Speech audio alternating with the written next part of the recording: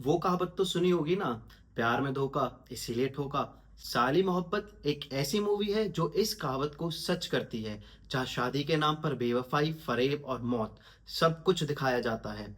अगर मूवी के लीड की बात करूं, तो मूवी के लीड में है अनुराग कश्यप, राधिका आप्टे और दिव्यांदु शर्मा। हमेशा की तरह मूवी की अच्छाई और खामियों की बात करने से पहले थोड़ी सी मूवी की स्टोरी पे नजर डाल लेते हैं, बिना सस्पेंस खराब किए।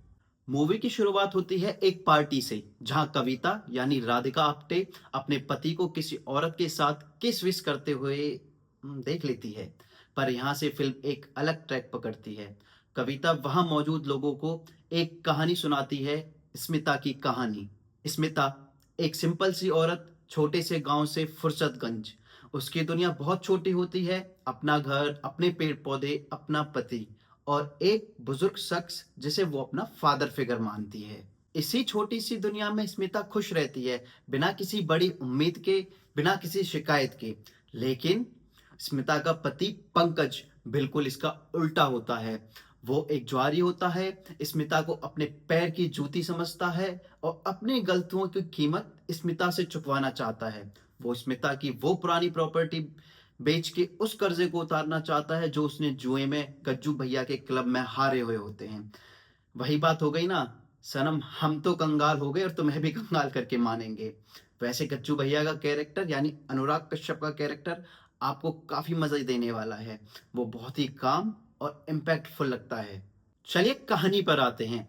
इसी बीच कहानी में एंट्री होती है स्मिता की बहन और पंकज की साली शालू की, जिसकी जॉब फुर्सतगंज में लगी होती है।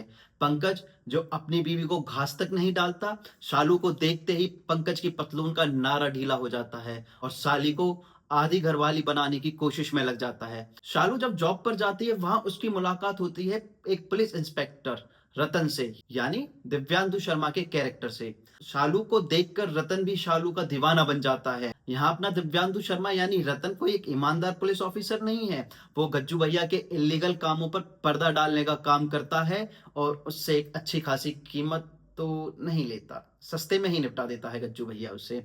और हाँ, एक बात मैं क्लियर कर दूं भाई, शालू कुछ कम नहीं होती।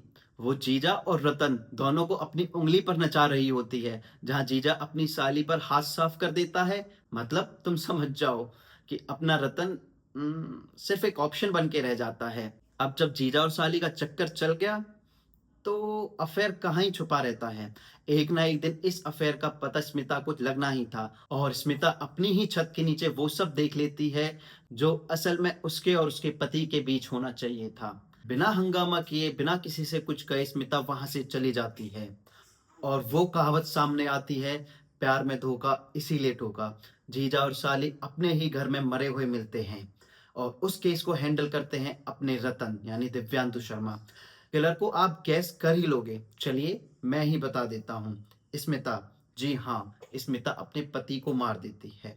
पर कहानी में बहुत सवाल रह जाते हैं, जैसे क्या रतन ये केस सॉल्व कर पाएगा, क्या स्मिता बच पाएगी और स्मिता के फादर फिगर इस केस में कैसे शामिल हैं।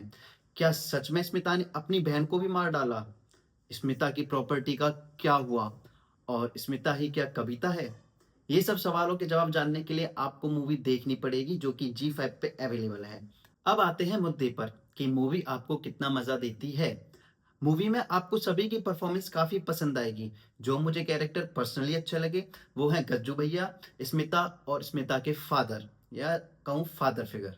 राधिका आप्टे की परफॉर्मेंस लाउड नहीं है, लेकिन हर सीन में उनकी आंखों से स्टोरी बयां होती है, उनकी आंखें स्टोरी बोलती हैं।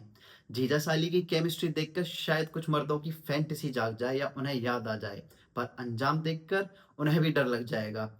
अगर मूवी की सिनेमेटोग्राफी और बैकग्राउंड स्कोर की बात करूं, मूवी सस्पेंस धीरे धीरे बिल्ड करती है, जो आपको हर सीन से पकड़ के रखेगी। अगर मूवी की खामियों की बात की जाए, तो मुझे पर्सनली दिव्यांशु शर्मा का रोल काफी ढीला लगा। उनका रोल या फिर कहूं उनकी राइटिंग काफी वीक लिखी गई है, वो इम्पैक्ट नहीं छोड़ती। फिल्म का फेस काफी स्लो है। जो दूसरी सबसे बड़ी प्रॉब्लम जो मुझे लगी, कि कुछ कैरेक्टर को और ज्यादा एक्सप्लोर किया जा सकता था या उनकी डेप्थ को और ज्यादा दिखाया जा सकता था। जैसे कि स्मिता के फादर या स्मिता जिनको फादर फिगर मानती है, उस कैरेक्टर को बहुत ही कम डेप्थ में दिखाया गया है। कुछ कुछ जगह पर आप पहले ही अंदाजा लगा सकते हैं कि स्टोरी किस डायरेक्शन में जा रही है। खैर, मूवी वन टाइम वॉच के हिसाब से काफी अच्छी है, आप एक बार जरूर देख सकते हैं। बाकी कमेंट सेक्शन में बताइएगा कि आपका अपना ओपिनियन क्या है। मिलते हैं अगली वीडियो में, तब तक के लिए बाय बाय।